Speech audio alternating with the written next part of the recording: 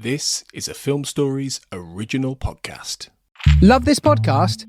Support this show through the Acast supporter feature. It's up to you how much you give, and there's no regular commitment. Just hit the link in the show description to support now. Hey, it's Mark Maron from WTF here to let you know that this podcast is brought to you by Progressive Insurance. And I'm sure the reason you're listening to this podcast right now is because you chose it. Well, choose Progressive's Name Your Price tool, and you could find insurance options that fit your budget, so you can pick the best one for your situation. Who doesn't like choice? Try it at Progressive.com. And now, some legal info. Progressive Casualty Insurance Company and Affiliates. Price and coverage match limited by state law. Not available in all states. My dad works in B2B marketing. He came by my school for career day and said he was a big ROAS man. Then he told everyone how much he loved calculating his return on ad spend. My friends still laugh at me to this day. Not everyone gets B2B, but with LinkedIn, you'll be able to reach people who do. Get a $100 credit on your next ad campaign. Go to linkedin.com/results to claim your credit. That's linkedin.com/results. Terms and conditions apply. LinkedIn, the place to be, to be. It took a lifetime to find the person you want to marry. Finding the perfect engagement ring is a lot easier. At BlueNile.com, you can find or design the ring you've always dreamed of with help from Blue Nile's jewelry experts who are on hand 24/7 to answer questions, and the ease and convenience of shopping online. For a limited time, get $50 off your purchase of $500 or more with code LISTEN at BlueNile.com. That's $50 off with code LISTEN at BlueNile.com.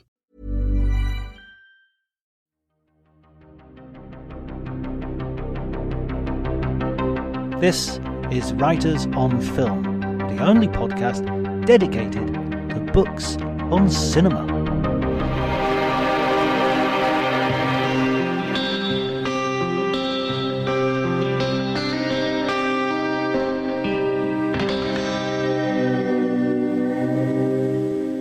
Hello everybody and welcome to Writers on Film. My name is John Bleasdale. I'm a writer and film critic, and today I'm going to be talking to academic and writer Will Scheibel, who has written a book on Gene Tierney, star of Hollywood's home front. Tierney is a star of many classic films, including Leave Her to Heaven, The Ghost and Mrs. Muir and Laura, but Will uses his study to go behind the scenes of the Hollywood star-making machine and the publicity surrounding celebrity, as well as the performances and the films themselves. It's a really interesting book, very deep, very detailed, and it really shines a light not just on the individual of Gene Tierney, but I think a lot of people will enjoy it if they're interested in that period at all. If you enjoy the episode, please remember to like and subscribe. You can also follow me on Twitter at Dr. Jonty, DRJONTY.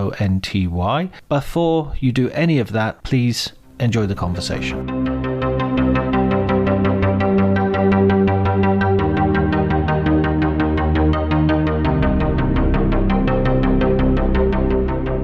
I'm doing well. Yeah, it's a snowy day in Syracuse, New York. So pretty typical for February. It took a while for winter to kick in, but it's finally here. How about yourself? Right. So Syracuse, what's that like? How close are you to sort of New York City, Manhattan?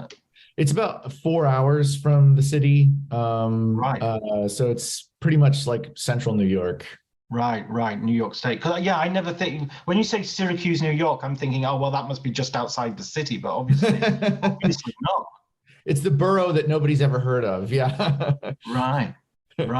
No, is it quite a rural area? Not quite rural. I mean, there are rural areas around Syracuse, but it's a mid-sized city. The university's here, Syracuse University, which is where I work. The Upstate Hospital is here, so yeah, it's a fairly urban campus. How have you been there long, or?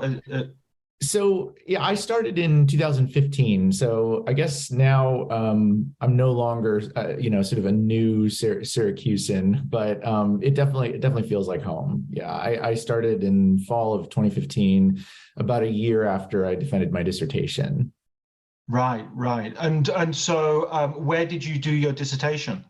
I was a PhD student at Indiana University in Bloomington, and was there for about 7 years, and then started on the tenure track at Syracuse University in 2015, and I'm going up for full professor this year. So I'm definitely kind of planting my feet firmly on the ground. Well, good. Well, best of luck with that.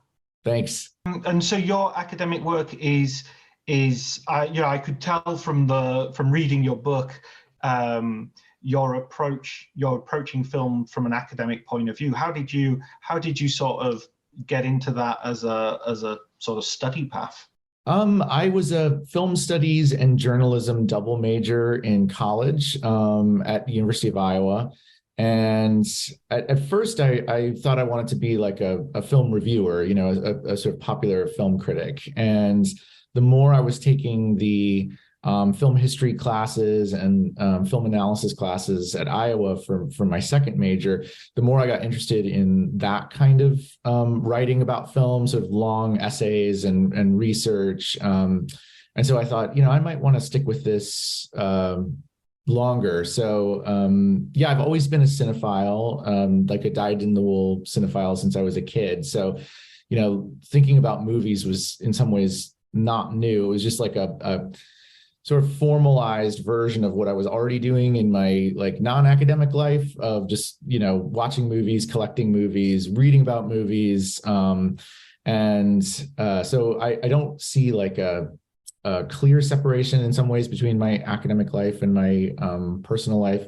The administrative stuff is definitely academic, not personal, but the sort of film history and film analysis stuff is what I enjoy thinking about anyway. So I thought I might want to stick with this, and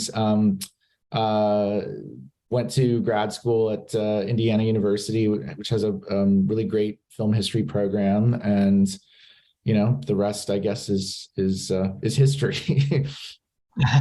And when you sort of started to become a cinephile as a kid, what were the sort of films that you were inspiring you? What were the things which are getting you excited? Yeah, so I was a teenager in like the late 90s, early 2000s, and so there were some exciting movies that were new at that time. And I remember there was sort of a moment in the late 90s for neo-noir, movies like Memento and LA Confidential, and this sort of revival of film noir, that films that were very self-conscious about the history of film noir. And so those movies led me back to noir from the 40s and 50s. And so I really got into classic Hollywood film vis-a-vis film noir and certain directors that were associated with noir and horror and melodrama. And so my cinephilia was very much tied to a kind of mid-century classic Hollywood genre filmmaking and director-driven filmmaking, and usually, films featuring, like a lot of those films from that period, dynamic star personalities. So, when thinking about what kind of research do I want to do for the long haul in grad school, I thought, go back to the material that I've always been interested in, which is that period. And it seemed like a period that would have lots of avenues to explore historically. So, but I mean, I like films from all over the world. I like contemporary films, art films, experimental films, documentary. But in terms of the sort of movies that I enjoy writing about, tend to be popular narrative films from the United States. I mean, yeah, film noir, I think, I remember that period you're speaking of so well. The sort of the usual suspects came out out then, and there were lots of sort of, I think, a little bit inspired by Tarantino, sort of. I mean, I'm not necessarily inspired by, but perhaps maybe they just were able to get funding. I'm thinking sort of something like Red Rock West with Nicolas Cage, the John Barr film. Yeah, which I don't think is really inspired by Tarantino, or I think he's doing his own thing. But I'm absolutely certain when they went into the meeting, they said it'll be like Reservoir Dogs, but in Texas. Exactly. Yeah. It seemed like there was this sort of perfect storm of things happening. It was that American independent cinema of the 90s that was gravitating towards crime films or films that were very, clever and self-conscious about their own knowledge of film history. The Coen brothers films are like that too, I think. And then there was the reprinting of old detective novels as well. Vintage was republishing, Dashiell Hammett and James M. Cain, and Jim Thompson was sort of a figure who was in the shadow, if I can use a noir metaphor, in the shadow of Hammett and Cain and Chandler. But in the 80s and 90s, there was this big revival of interest in Jim Thompson's work. So I think a lot of those films that were coming out were direct adaptations of his work that was suddenly being, rediscovered. Oh man, I used to buy those Jim Thompson I was in England at the time, I was in Liverpool at the time, and I'd buy you could only really get imports because I don't think there was any British printing of his books. Picador, I think, did like a 4-novel omnibus, but if you wanted anything outside of the most popular, The Getaway or Killer Inside Me, you had to sort of find these, and they were like 25 pounds, which at the time was a lot for a paperback, essentially. Mm-hmm. But I must have spent a lot of student loans on those books. So this leads us to Gene Tierney, who is am I mispronouncing her name? Gene Tierney? Gene Tierney, yep, you're correct. Yeah. Who is one of those stars. I don't know. I mean, I'm wondering how famous she is in America compared to, because I know her, and I know Laura, and I've seen her in the Douglas Sirk films.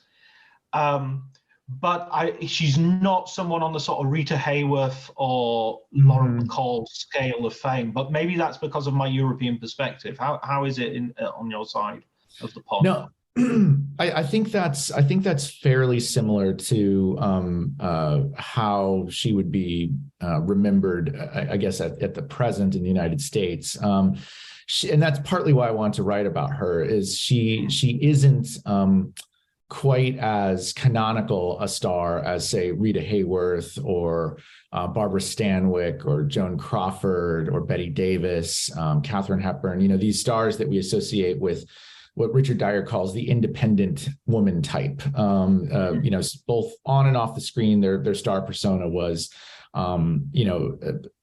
larger than life, really powerful female characters and personalities. And there was for a long time, I think it's starting to change now. For a long time, there was this perception that Gene Tierney was a weak actress and wasn't in the same league as those other names that I mentioned from about the same period. But she is, her face and her image is ubiquitous in the kind of cultural memory of classical Hollywood. So she's not thought of as, one of the greatest actresses of that generation, but she is a very familiar face. And part of that is because of the enormous popularity of Laura, not only when it was first released, but in its afterlife. It had a lot of play on television. And it's been an intertextual site. There have been so many films and TV shows that have paid homage to Laura and referenced Laura, and that the Laura portrait that is so central to that story has circulated in a way that has given a kind of prolonged visibility to Gene Tierney. So people know her from that period. They know the name, they know the face. They identify her with film noir. As you said, she was in a number of 20th Century Fox noir films from the period, but they don't really know either they don't really know too much about her, or they do, and they sort of say, oh, well, she was like a kind of second string classic Hollywood figure. Now, there are classic Hollywood fans who, like myself, would totally disagree with that. And so I thought, well, that's interesting that there's this kind of tension between the received wisdom about Gene Tierney, and then for, you know, people who are really interested in classical Hollywood, that she remains this kind of favorite. And so I thought, I wonder, you know, how was she received at the time that Laura and Leave Her to Heaven and The Ghost and Mrs. Muir were coming out. And so in thinking about her in that historical context of the 1940s, what was interesting to me is that her films were hugely popular. Laura was a hit. Leave Her to Heaven was an even bigger hit. Dragonwyck. And she was all over the fan magazines. 20th Century Fox had this big buildup for her as, you know, one of their great new discoveries of the early 1940s. Darryl F. Zanuck famously called her the most beautiful woman in movie history. So I thought it's interesting that people did respond to her films. And so I was trying to think about, you know, why that is and what was significant about her in the context of the 1940s that may have been forgotten over time, where people remember the Laura portrait and think like, oh, she was this very sort of passive star and, you know, better known for her beauty than her talent is kind of the refrain that you sometimes hear. But it's interesting that Laura, the film, is all about disputing that very myth. It's about kind of deconstructing that image of the woman who is the object of a man's possession. And in the case of Laura, it's like three different men that are sort of vying for control over her. And so trying to kind of work backwards from that and to figure out like, well, you know, how does that square with her popularity in the 1940s? In the 1940s, she was seen as this like active participant in Hollywood promoting the war effort, and after World War II, very much invested in playing these ordinary women.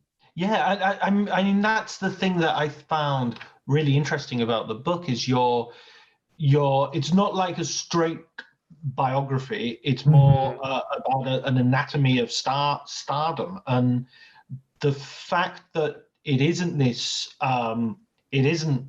I was going to say Kathleen Turner then, Catherine Hepburn, or you know, Ingrid Bergman or someone like that, who as you know, you would say, okay, they're absolutely name recognition, face recognition internationally.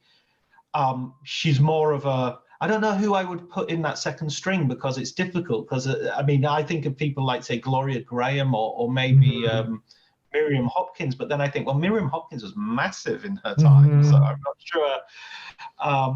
But you sort of, you use her case as a way of sort of seeing how Hollywood builds up these stars and how they're put together, and then how their own personal lives or how their own performances can sort of not necessarily fit the mold and not necessarily consistently achieve, you know, what those other people have achieved, even though, as you say, you know, she kind of had a lot of powerful people trying to make that happen. Exactly. Yeah. Thank you, because I worked really hard to make that clear. So I'm glad that came through in the book. But yeah, I was interested in just the kind of complicated and dynamic machinery of star making, and you know, what happens when the star narrative is no longer capable of being tightly controlled by the studio system, and what happens when star performances may be in tension with the conception of the star that the studio had, and how there are these kind of competing voices. Like, one of the interesting things about writing on Laura was how many different people had a different sense of who Laura was in the making of the film. And of course, that's literally what the film is about. And then Gene Tierney has her own conception of the character. But the later part of her career, she was, you know, hugely popular in the middle of the 1940s. And then by the early 1950s, she was making film after film. She was more active than ever before. And then immediately she kind of disappears in 1954, 1955. She disappears from the public eye, and then doesn't come back until the late 1950s, when it's revealed that she was undergoing treatment for psychiatric disorders, what now likely would be classified as a bipolar disorder. And this was happening while she was going in and out of psychiatric institutions. The press was covering this, and people were kind of watching it firsthand, which is somewhat unusual for that time, because a lot of the stars who faced who were dealing with mental health issues, that was revealed after the fact. You know, people would sort of read back on like, oh wow, that's interesting that, you know, so and so was going through that. Or it was like a star like Frances Farmer, who didn't have the star power of Gene Tierney. So she wasn't kind of an A-list star. So Gene Tierney is unique in that way, where she was outspoken about what she was going through, and people were reading about this as it was happening. At one point, she reemerged from a psychiatric care to work as a sales lady in a Topeka clothing store in Topeka, Kansas. So I thought that was interesting, and that was unique, and that was, you know, something that obviously the studio, you know, didn't have control over. So how the studio attempted to respond to that, I found very interesting in trying to say, well, oh, you know, this is Gene Tierney's big comeback. We'll sort of turn this into a comeback narrative, which is eliding the very problem, which is the mental health concerns and resources to support people with mental illness.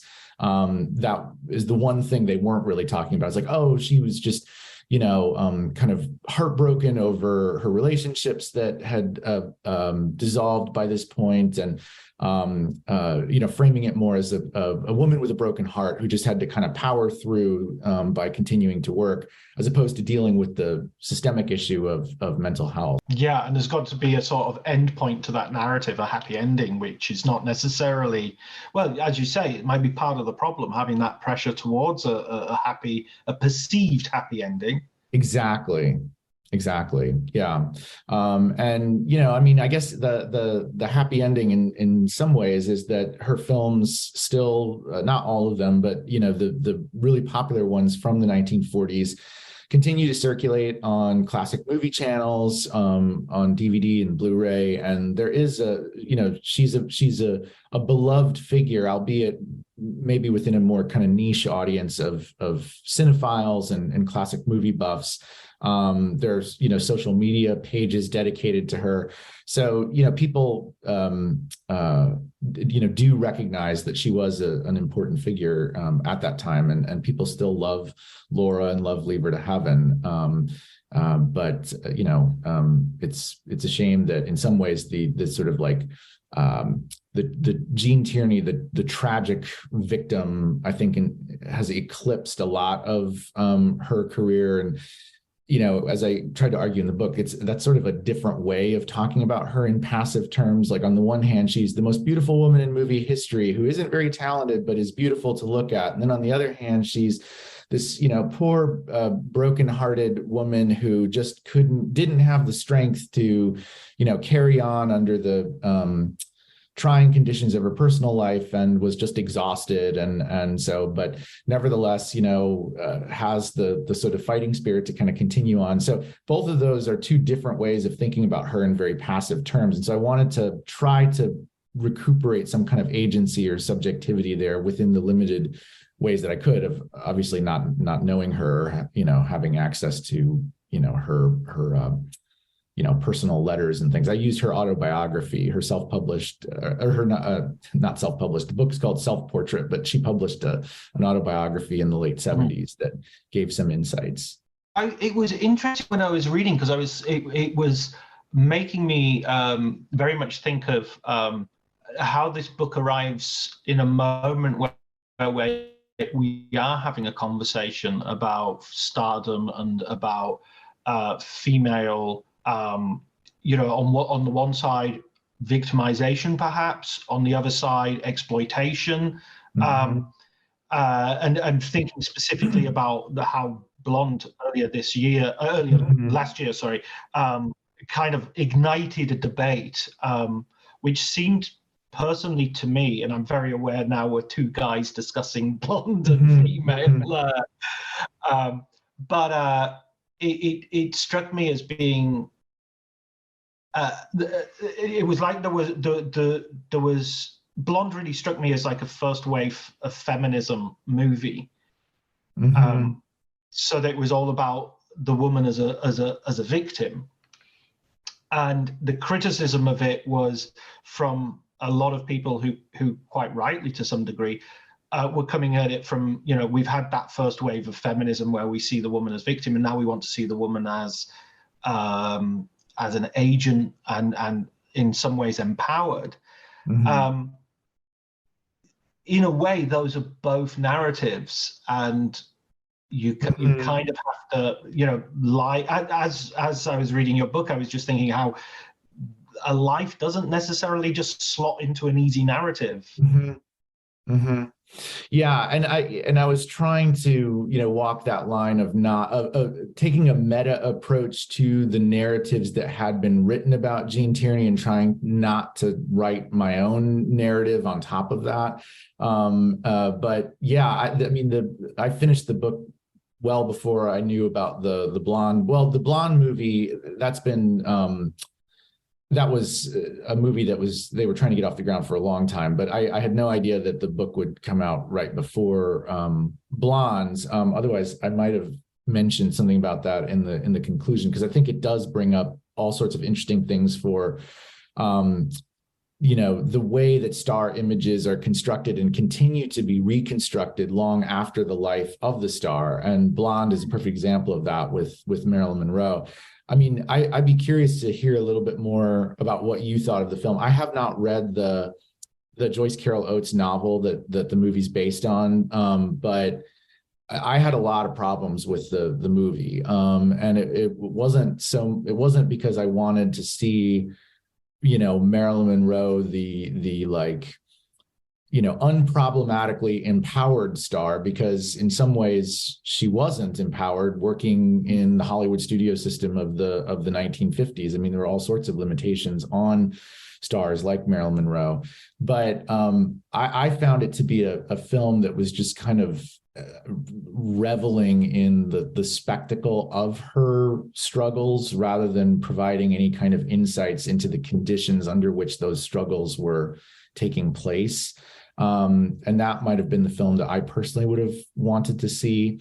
And that's a problem with biographies, I think, because biographies are written in a way that, you're trying to give a narrative to a life. And I know Blonde is not, strictly speaking, a biography. It's a, sort of creative interpretation inspired by Marilyn Monroe, but it's the film anyway is doing some of the similar things that biographies do. And I feel like just rendering her into this kind of punching bag, I didn't think was productive. But I'm curious, if you don't mind me asking, did you feel similarly, or did you?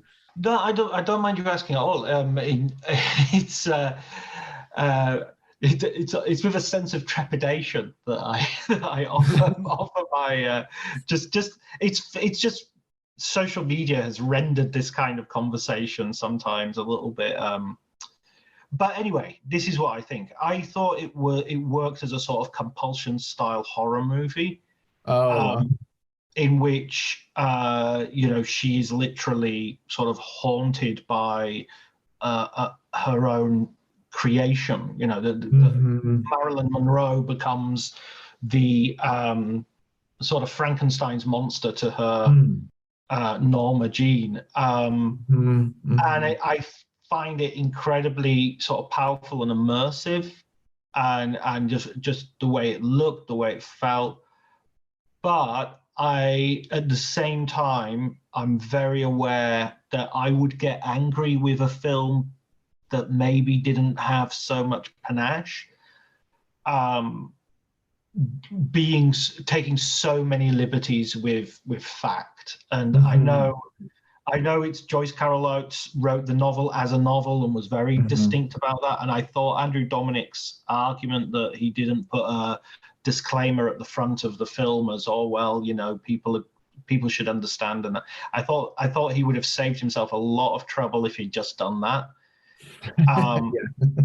It would just like, look, it's an imagining. If it's an imagining, then fine. Mm-hmm. And to tell you the truth, I mean, a lot of the trouble that people have with the whole with Blonde in particular, I agree. I think it's a problem with Hollywood biopics in general, that there's this very simplistic Freudian, Freud in terms of psychoanalysis is kind of the dodo now. He's considered a better literary critic than he is a psychiatrist. I don't mean that facetiously. I mean, he really, he writes very well on Hamlet, and and he's applying kind of like those sort of observations to a topography of the mind, which is based on seeing the world from above the clouds. You don't see, I can't see where the mountains are because I can't see brain activity, and now we can. It's not his fault. But from Orson Welles and Rosebud on, we've had this model of human life in Hollywood, which is all we need to do is find the rosebud, and it's always one thing, and it's always childhood, and it's always to do with a mum, and it's just kind of, so that in itself is just such a restrictive and dull way of looking at. Sorry, it's a very long answer. No, I think that's really well said. Yeah.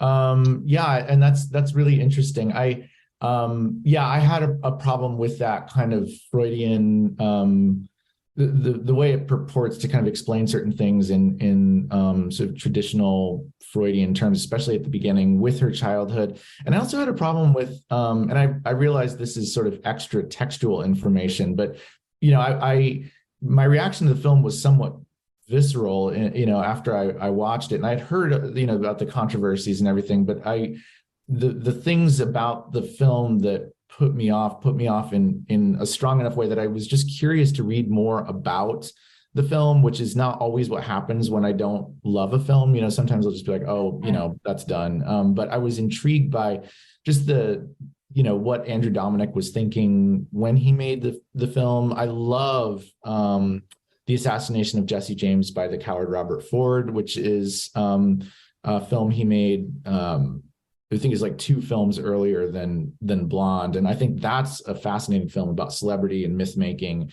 So I was in some ways kind of rooting for the film based on Jesse James, but then hearing him talk about Marilyn Monroe in such dismissive terms, there's a famous, I guess now kind of infamous interview that was circulating on social media where he was talking about, her films are terrible. And I mean, I'm paraphrasing it, but nobody cares about Gentlemen Prefer Blondes. And whether the film is directly based on Marilyn Monroe as a straightforward biopic or just kind of inspired by Marilyn Monroe, that seemed like a bad faith premise to me, to make a film about somebody that he didn't even care about, and was more interested in just this Freudian narrative that it sounds like he identified with, but wasn't really concerned about whether or not that was an adequate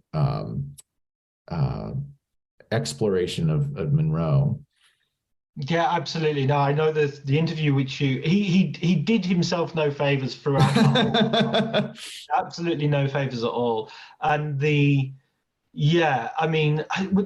just baffles me that he spent something like 20 years bringing that to the screen. Why would you dedicate such a long period, so much of your own capital as well? Because directors don't get a chance to make films frequently, so why would you expend so much that on someone that you don't think had the root of their talent wasn't even there? And exactly, just for the record, he's totally wrong. Marilyn Monroe is a hugely talented actress. Absolutely, yeah.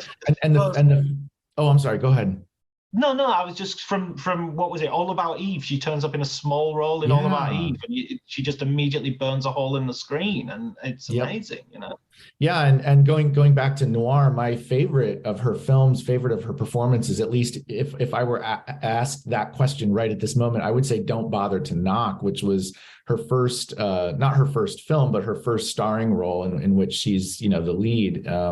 And it really shows that she had a range beyond the kind of 50s sex comedies. And I think she's fantastic in Some Like It Hot and Gentlemen Prefer Blondes and 7-Year Itch. But even in Niagara, which is her playing a much more straightforwardly noirish villain, really, Oh, Niagara, is that? Yeah, absolutely. Yeah. So I think she did have a range that still in some ways hasn't been fully appreciated, because I think when people talk about her films, they talk about the same couple of films over and over again. But Gentlemen Prefer Blondes, which is the very film that Dominic cites, is like a perfect example of how untrue that statement is, because that's such a for the time, like a pretty subversive performance. Oh, absolutely. Yeah, absolutely. Just like, man, which does give credence to that bad faith reading of the film, that he's just seen certain visual images that he wants to reproduce, and he wants to give them a sort of punkish, glaring sort of effect. And I do get that. I just felt there was something in it that affected me as I was watching it.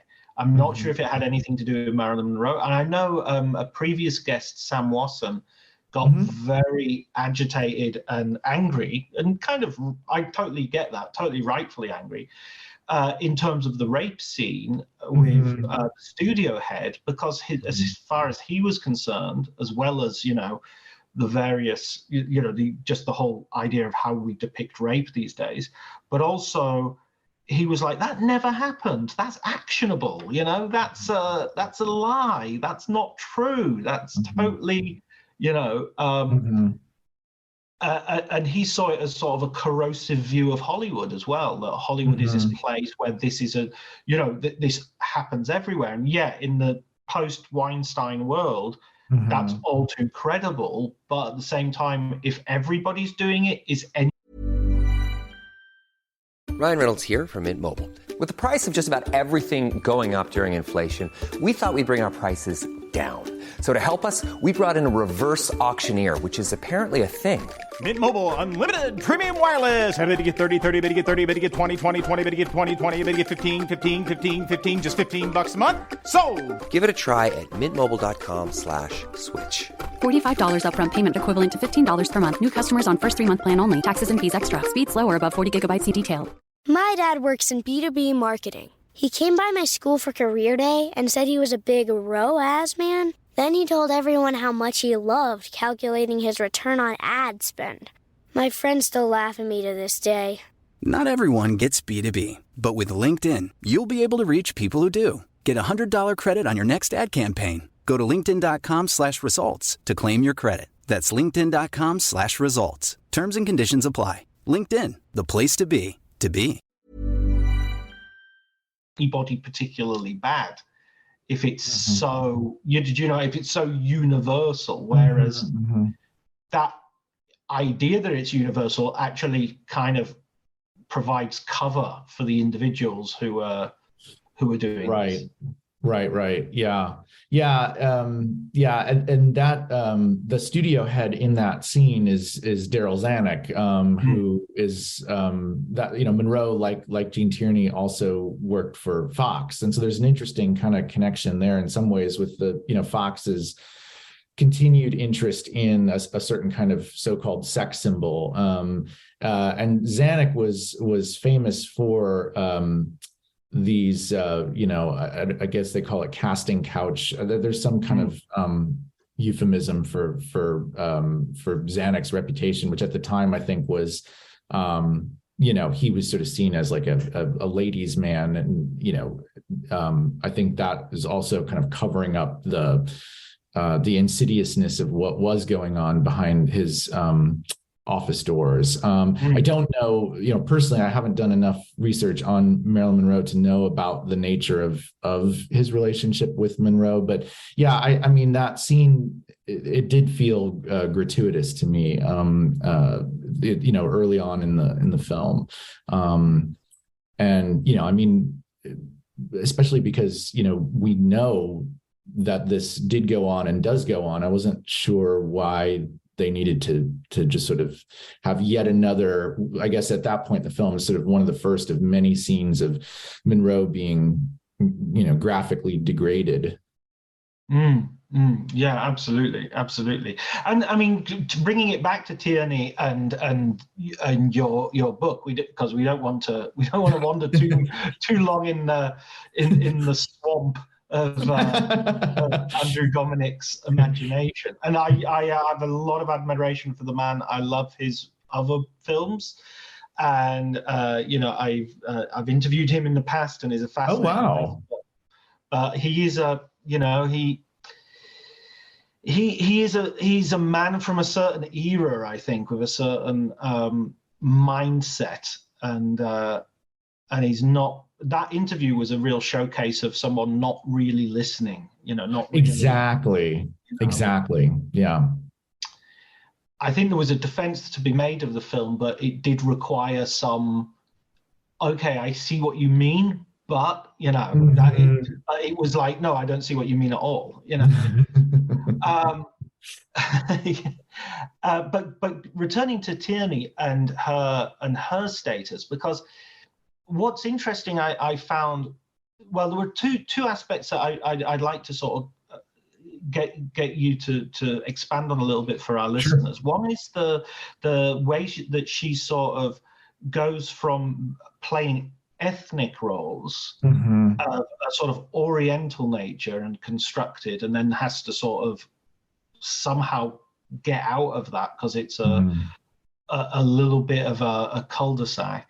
And the other is how then that goes into the Second World War and her changing into this sort of propaganda. I don't think propaganda role of helping the war effort. Yeah, so I was sort of drawing from Edward Said and his theory of what he calls Orientalism, which is this kind of Western fascination with the East in this very homogenized way. And so on the one hand, there's this attraction to what seems like a quote unquote exotic culture. And then at the same time, kind of embedded with that, there's this sort of fear of that or anxiety over it. And the anxiety and the fear of the racial otherness also motivates the kind of attraction to it. And so that gets kind of built into a certain kind of star image that still exists in popular culture, but was prevalent in the 1920s and 1930s of the quote unquote Orientalist exotic. And the initial attempts to build up Tierney as a sex symbol were in these terms. And she was in Joseph von Sternberg's The Shanghai Gesture. She was in a movie called Sundown, in which she actually appeared in the same costume in that film on the cover of Life magazine in 1941, which was like a sort of big moment for announcing her as a new star and, a star who represented certain ideas about or attitudes towards feminine beauty. And then when the war, those films were not well received by critics, and I don't know that the negative reception would reflect the way that those movies would be negatively received now. I think now the negative reception would call attention to the racist underpinnings of that star image. I think at the time people just saw it as like melodramatic claptrap. So Fox needed to kind of reinvent her because that wasn't quite working. And then with the United States intervention in World War II, star images were very much, female star images in particular, were very much like the all-American girl next door, the sort of Betty Grable pinup. And Betty Grable was Fox's like pinup queen in the 1940s, blonde, blue-eyed, fair-skinned, the sort of image that would represent what the American troops were fighting for, the woman back home who was waiting for them, and they could literally pin up this picture of this woman on their barracks walls.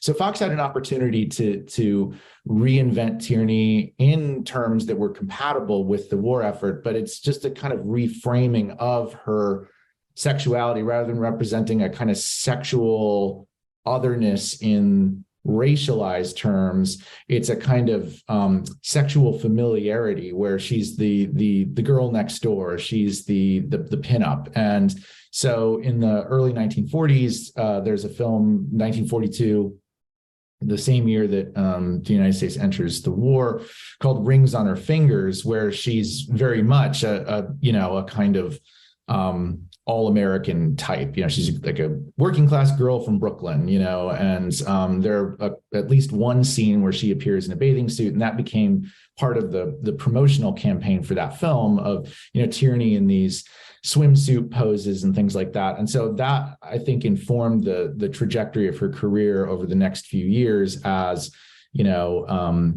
a woman who aligned with the ideals of the home front and patriotism, somebody who was directly contributing to the war effort as she was back home, selling war bonds, for example, appearing at the Hollywood Canteen. And so she, stars in a couple of war movies. In Thunderbirds, she's that film, I think, would qualify as a propaganda film.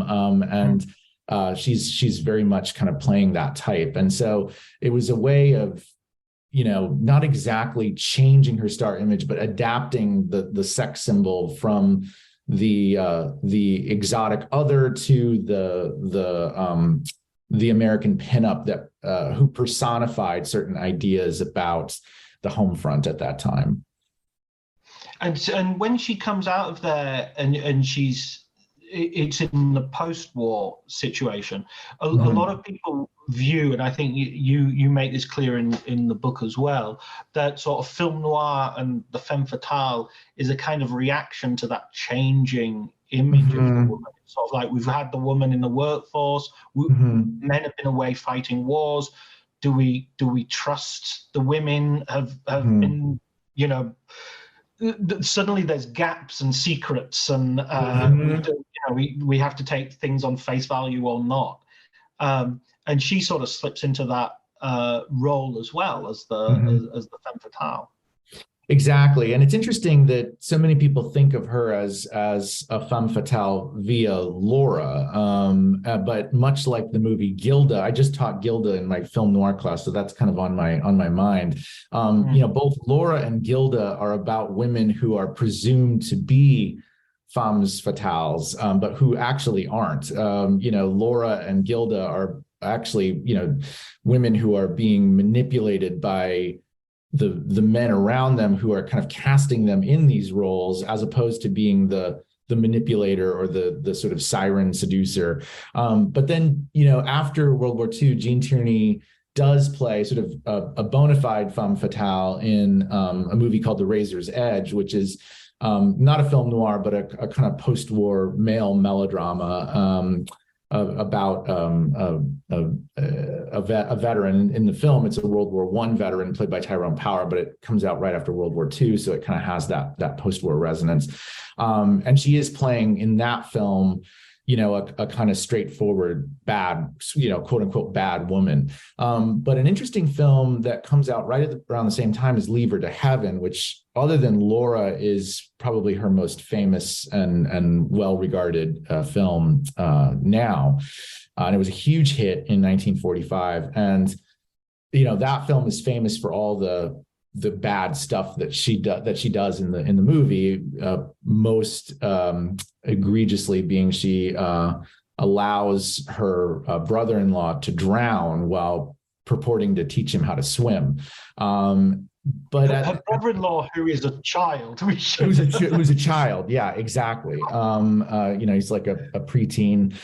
And he has polio, and she's supposedly trying to, help him walk again and swim and so forth. And then, there's this famous scene where he drowns, and she kind of sits there allowing that to happen. And, I'm in no way defending the actions of the Gene Tierney character in that film.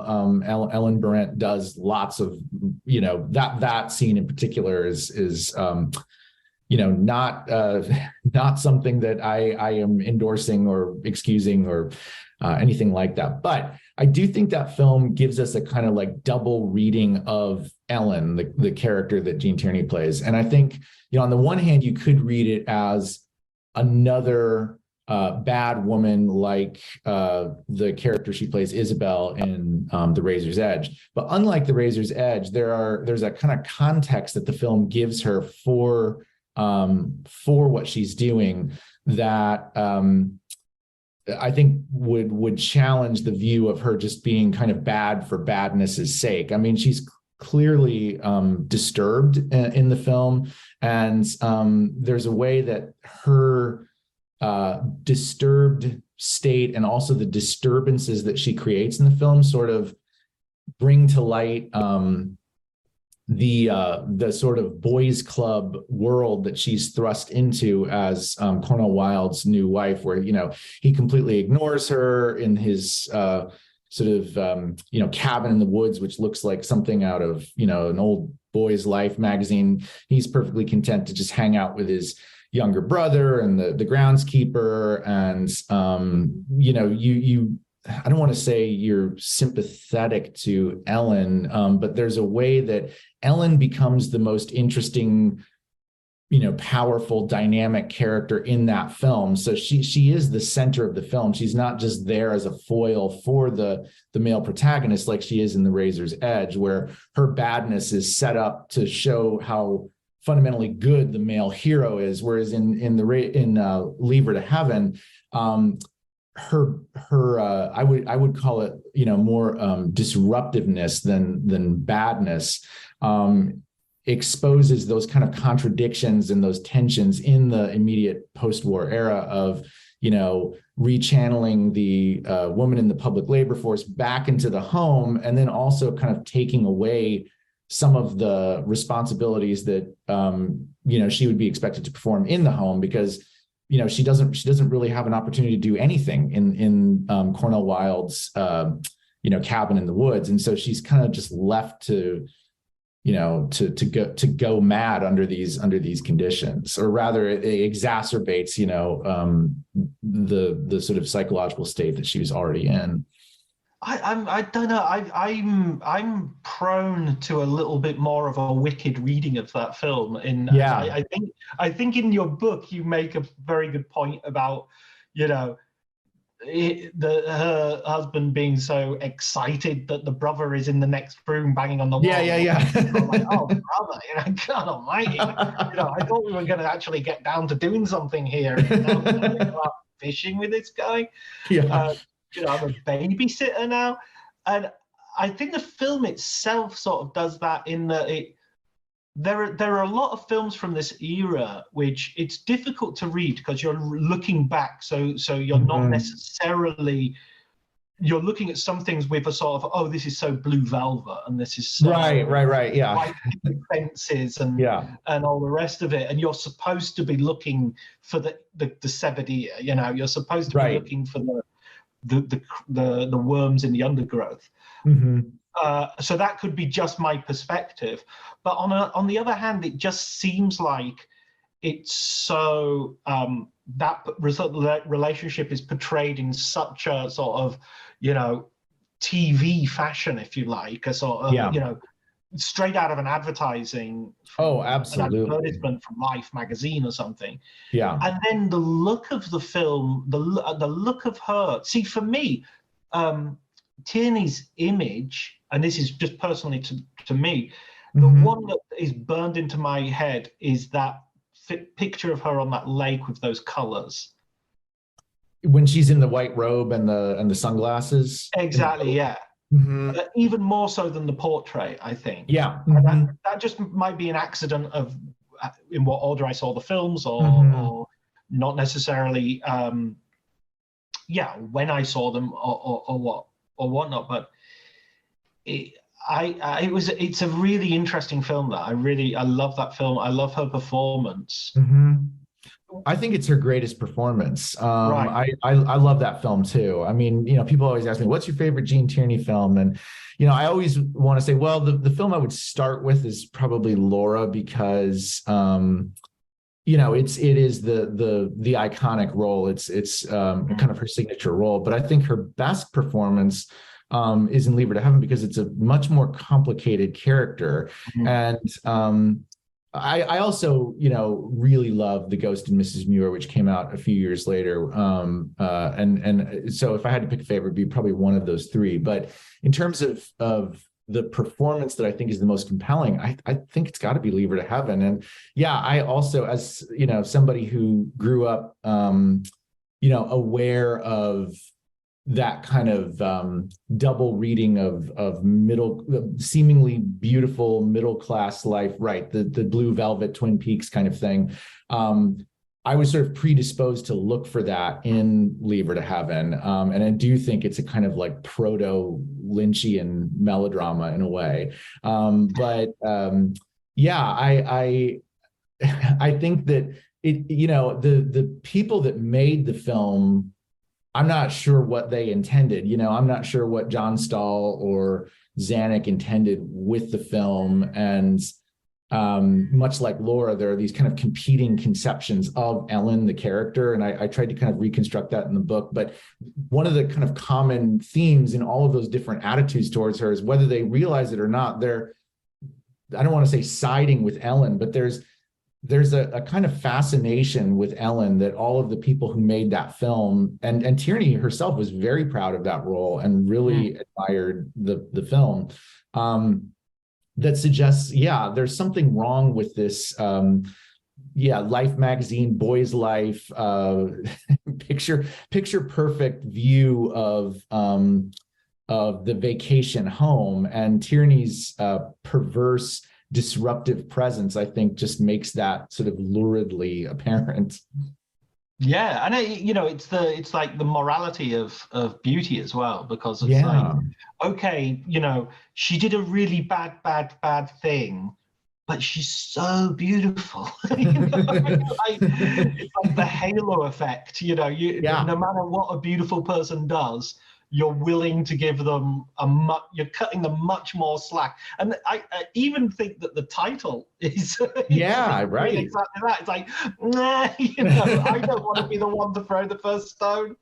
Well, and it explains why, because if you were to summarize that movie to somebody who had no context for it, they might think like, why on earth would Cornel Wilde's character stay with her? How did he not know that she had done this? And when you watch the movie, you see how he's kind of mesmerized by her, but she has this mesmerizing effect on the viewer, regardless of who the viewer is. I think like there's the immediate introduction of her on the train with the green eyes, the sort of blue-green eyes that match the color of the interior of the train car. It's almost like she's possessed the whole world of the film, whether it's the train car or her costumes are always like, coordinated with her eye color, the back of the moon, greenery, and then finally, after, not to spoil it but the movie's pretty old at this point. I think we can kind of spoil the ending.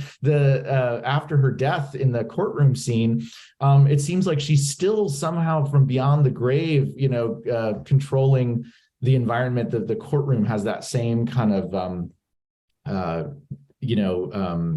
not emerald green, but it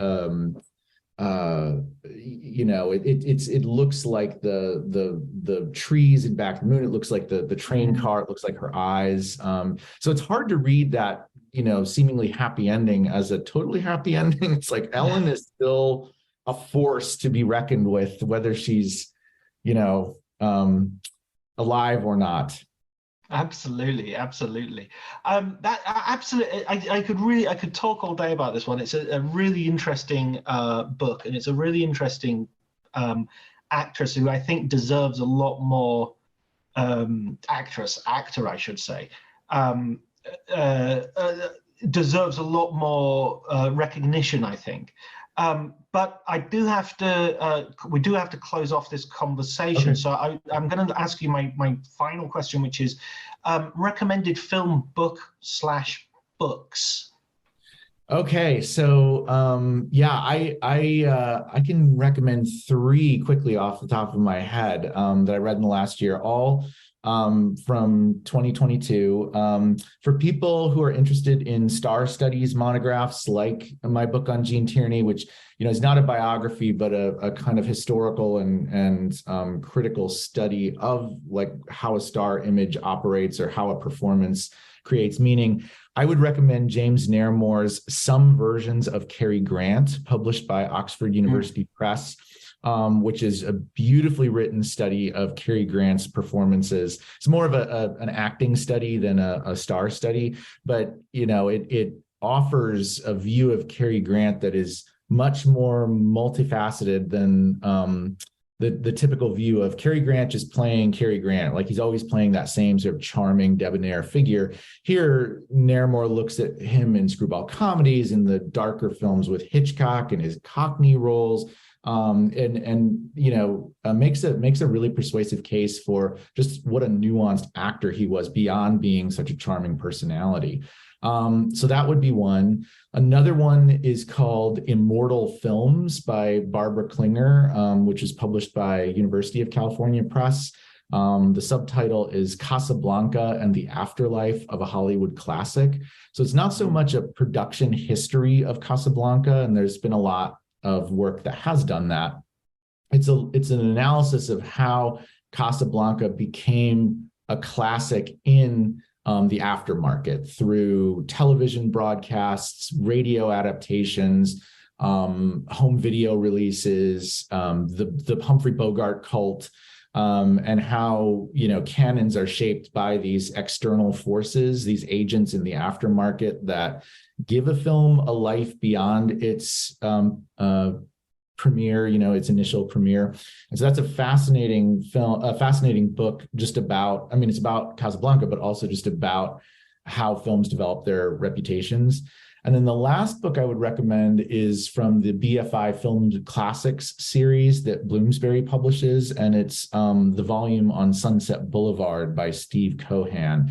And it's in some ways a kind of mini sequel to his book Hollywood by Hollywood, which is all about movies that depict movie making. And Sunset Boulevard is probably the most famous, maybe alongside Singing in the Rain, the most famous example of that genre. And so it's a kind of deep dive into that one film in this concentrated way through this lens of Hollywood's mystique of itself. Oh, those all sound amazing. Those all sound great. I was thinking about Cary Grant and there was something. It's gone out of my head now. I was thinking something about Cary Grant, but that's annoying. Oh well, never mind. Well, luckily, I was also thinking something about Casablanca as well, so I can go straight onto that. The idea that in certain ages you get a classic which stands for like an art form, and Casablanca kind of stands for movies and I was thinking about very recently, I was listening to all of Beethoven's symphonies, and I was thinking, like, when I was growing up, his Fifth Symphony, dum dum dum dum dum dum dum, was like the immediate sort of signifier of classical music. Yes. If you said classical music to someone, or if there was a comedy scene in which someone had to do classical, that was the shorthand to mean all classical music. Yeah. And I sort of but nowadays I was thinking, I wonder if that's still the case with Beethoven. I wonder if that's the piece of music that everybody recognizes, because I've got a feeling it isn't. I've got a feeling it's just not that present in our culture as it was 30, 40 years ago. Mm-hmm. Yeah, and I mean, I also would think of that as like the stand-in or like the signifier of classical music. But I'd be curious, what my students would say. Like if Gen Z has that same sense of classical musicness when they hear that. I mean, and I think that's exactly what the book on Casablanca is about, is how Casablanca came to represent or symbolize classic cinema broadly. You know, like that's the sort of go-to example whenever you have those clip shows, those like Hollywood Hit Parade, AFI, Academy Award montages. You can bet that Casablanca is going to be there prominently, and it's probably going to be the scene at the airport at the end, the, you know, here's looking at you, kid scene, or maybe the scene in the bar when Humphrey Bogart, you know, is asking Sam to play as time goes by. And so the book is all about that process of cementing Casablanca in our cultural imaginary, but it's through these it's through its post-premiere circulation. And I think with Beethoven, and I don't know if this is sort of exposing my ignorance of like high art, but I sort of learned about classical music from watching Warner Brothers cartoons as a kid, you know, and so I think I probably learned a lot about, you know, classic films and classical music and, you know, the great works of literature from The Simpsons and Looney Tunes, you know, because that's where that stuff got a sense of visibility for a certain generation. And, you know, when you're thinking about this at a certain age, you know, those merry melodies. I think my first ever like classical album I bought as a kid was called Voyager, and it was a selection of classical music as heard in commercials. Oh, wow. And it was like, you know, Old Spice advert, Carl Orff, and, you know, and yeah, but I loved it. That it had a familiarity to it, and then but you could hear the whole piece of music. So it was. I've remembered my Cary Grant thing because you mentioned the AFI, and that was what made me think of it. When the AFI were going to give their first Lifetime Achievement Award, Cary Grant was the proposed recipient, and George Stevens Jr., who was the head of the AFI, phoned Cary Grant and said, "We're going to give you this award," and he said, "Well, what does it mean?" Because it was the very first one, so he didn't, you know, what does it entail? And he said, "Well, we'll have this big evening. We'll have all the stars. We'll have all these people that you invite, and they'll give little speeches, and we'll play some clips, and the whole thing will be broadcast on television." And Cary Grant went, "Oh, I'm very flattered, very nice, thank you very much, but no." And it was like, well, why? It's a huge honor. You're gonna be the very first. And he said, "Yeah, but Cary Grant doesn't do television." Oh, wow. Interesting. Yeah. Yeah. It's interesting how he talked about himself kind of in the third person that way. One of my favorite quotes about like movie stardom in general is that line when Cary Grant said, I think in an interview, "Everybody wants to be Cary Grant. Even I want to be Cary Grant." Yeah, because he was Archie Leach, wasn't he? Exactly. Yeah. And so at some point, like either he did become Cary Grant or Cary Grant became him. And it's just like interesting kind of meta, going back to this idea of the meta levels of a star image. I mean, he's a fascinating case of that. Did you see, by the way, the documentary they did quite recently about Cary Grant? Yeah, I have not seen it yet, actually. I think it's an HBO documentary, and I didn't have HBO at the time when it came out, but I do now. So it's on my list of movies to kind of backtrack and catch up on. But it sounded really interesting. I'm going to watch tonight. On my watch list is a film, one of those gaps I've never seen, Fatal Attraction. Oh, interesting. Yeah. Yeah, I'll be curious what you think of that, because that has I haven't seen it in a long time. It's probably been, I don't know, at least 10 years since I've seen it, but that had an interesting reception. It's almost like a kind of ink blot test where some people really, going back to Leave Her to Heaven, some people really saw it as like a revenge movie about, you know, men like Michael Douglas, the one night stand, okay, I'm never going to see you again. And Glenn Close's character then stalks him and his family. So they saw Michael Douglas as the villain. And then other people saw it as this misogynistic backlash against the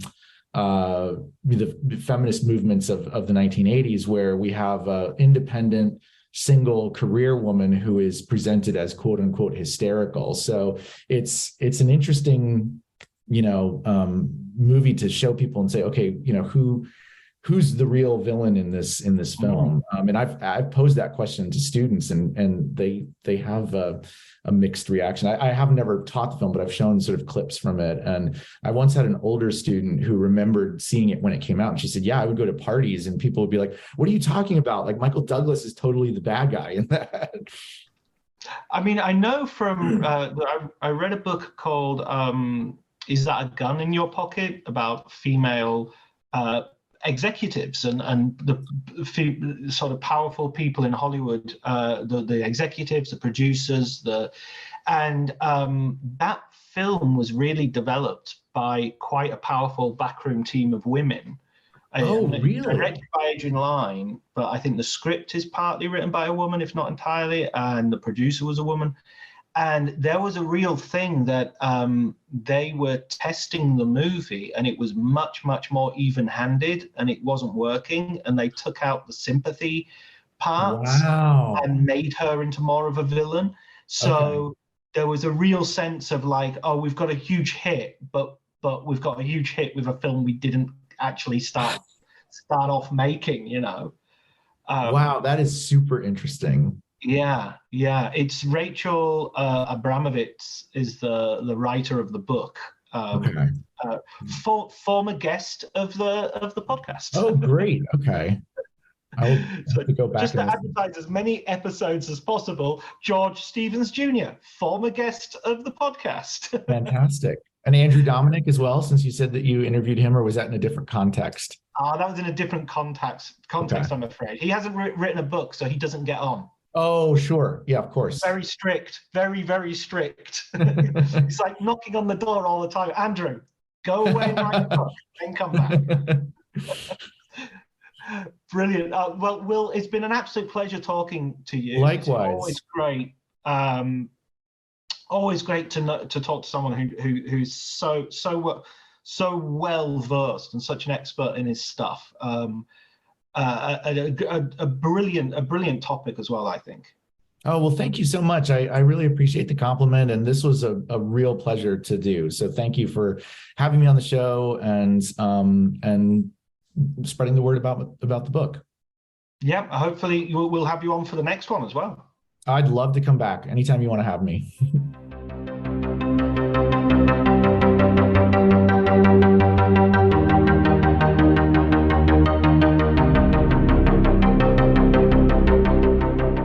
So that was my conversation with Will. I hope you enjoyed it. I certainly did. We had a great talk about a lot of different things.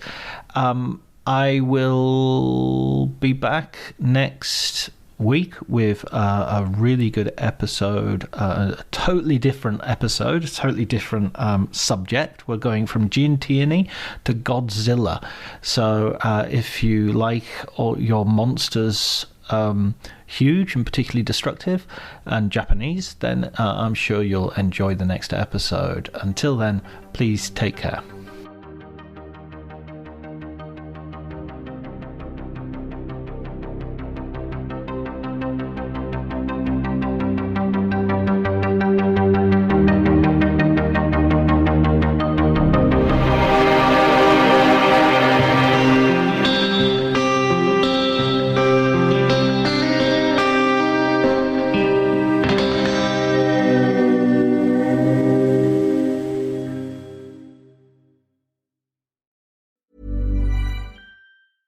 If there's one thing that my family and friends know me for, it's being an amazing gift giver.